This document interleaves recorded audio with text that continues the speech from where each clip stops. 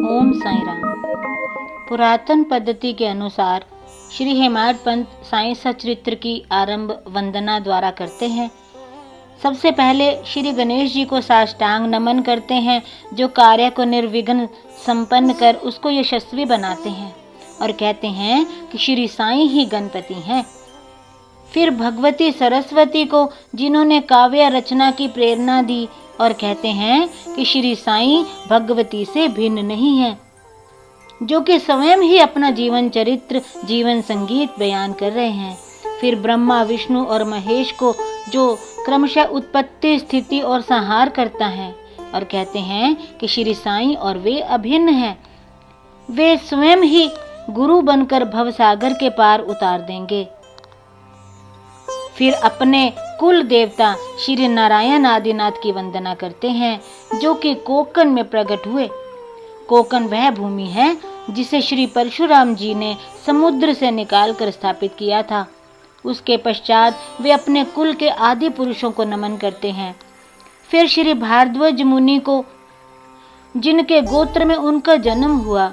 उसके पश्चात उन ऋषियों को, जैसे याज्ञवल्क्य, भृगु, पराशर, नारद, वेद व्यास, सनक सनंदन, सनत कुमार, शुक, शौनक, विश्वामित्र, वशिष्ठ, वाल्मीकि, वामदेव, जैमिनी, वैशंपायन, नवयोगींद्र इत्यादि तथा आधुनिक संत जैसे निवृत्ति, ज्ञानदेव, सोपान, मुक्ताबाई, जनार्दन, एकनाथ, नामदेव, तुकाराम कहना, नरहरि आदि को नमन करते हैं।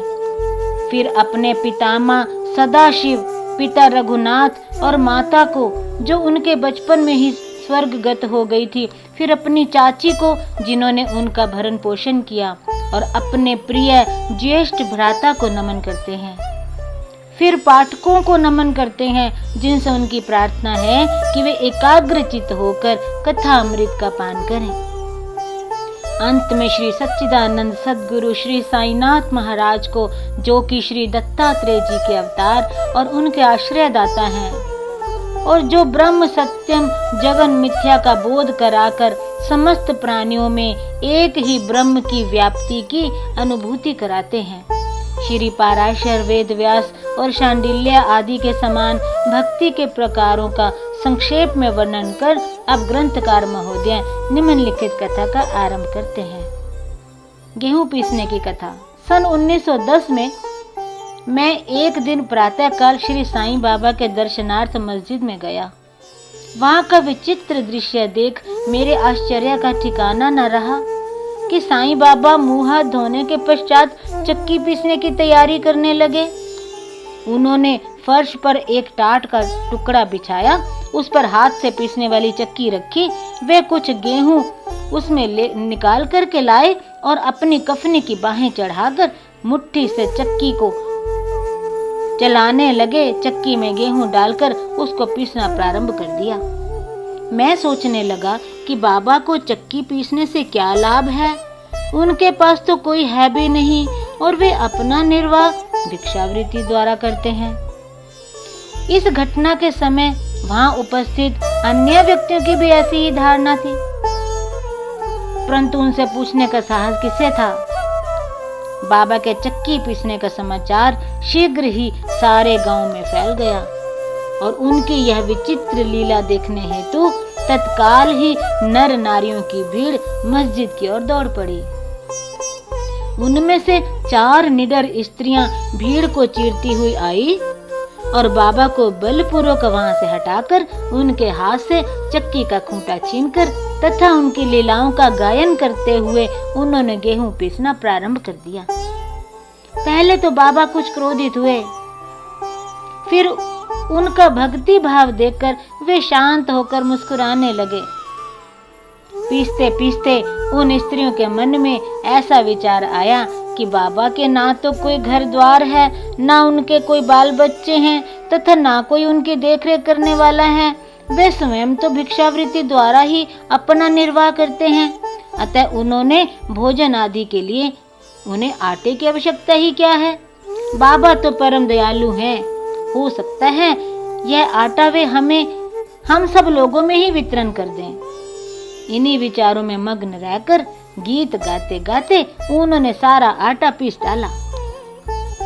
तब उन्होंने चक्की को हटाकर आटे को 4 समान भागों में विभक्त कर लिया, बांट लिया और अपना अपना भाग लेकर वहां से जाने को उद्यत हुई।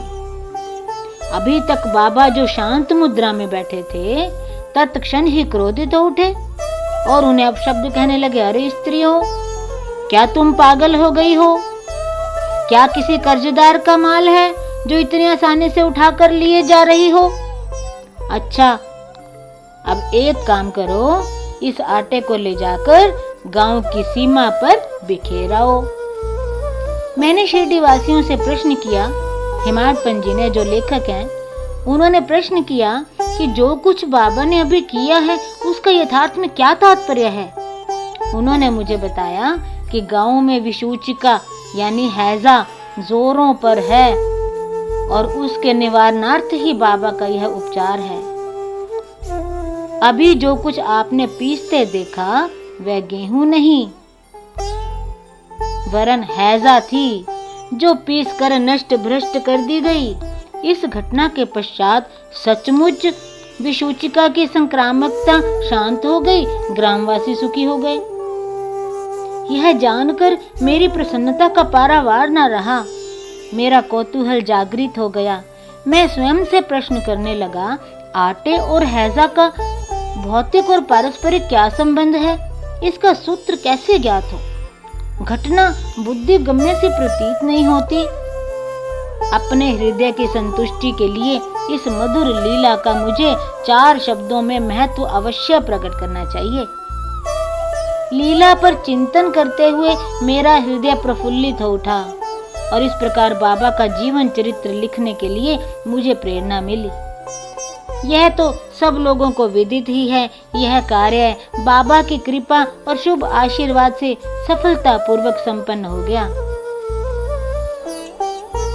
शिरडी वासियों ने इस आटा पीसने की घटना का जो अर्थ लगाया वह तो शायद ठीक ही है, परंतु उसके अतिरिक्त मेरे विचार से कोई अन्य अर्थ भी है। बाबा शिरडी में लगभग 60 वर्षों तक रहे और इस दीर्घ काल में उन्होंने आटा पीसने का कार्य प्राय प्रतिदिन ही किया। पीसने का अभिप्राय गेहूं से नहीं वरन अपने भक्तों के पापों, दुर्भाग्यों, मानसिक तथा शारीरिक तापों से था। उनकी चक्की के 2 पार्टों में ऊपर का पार्ट भक्ति और नीचे का कर्म था। चक्की की मुठिया जिससे कि वे पीसते थे वह था ज्ञान। बाबा का दृढ़ विश्वास था कि जब तक मनुष्य के हृदय से प्रवृत्तियां, आसक्ति, घृणा तथा अहंकार नष्ट नहीं हो जाते, जिनका नष्ट होना अत्यंत दुष्कर है, तब तक ज्ञान तथा आत्मानुभूति संभव नहीं है। यह घटना कबीर दास जी की इसके तदनुरूप घटना की स्मृति दिलाती है। कबीर दास जी एक स्त्री को अनाज पीसते हुए देखकर अपने गुरु निपट निरंजन जी से कहने लगे कि मैं इसलिए रुदन कर रहा हूँ, जिस प्रकार अनाज चक्की में पीसा जाता है उसी प्रकार मैं भी भवसागर रूपी चक्की में पीसे जाने की यातना का अनुभव कर रहा हूँ। उनके गुरु ने उत्तर दिया, घबराओ नहीं, चक्की के केंद्र में जो ज्ञान रूपी दंड है उसी को दृढ़ता से पकड़ रखो। जिस प्रकार तुम मुझे करते देख रहे हो उससे दूर मत जाओ, बस केंद्र की ओर ही अग्रसर होते जाओ और तब यह निश्चित है कि तुम इस भवसागर रूपी चक्की से अवश्य ही बच जाओगे। ओम साईं राम।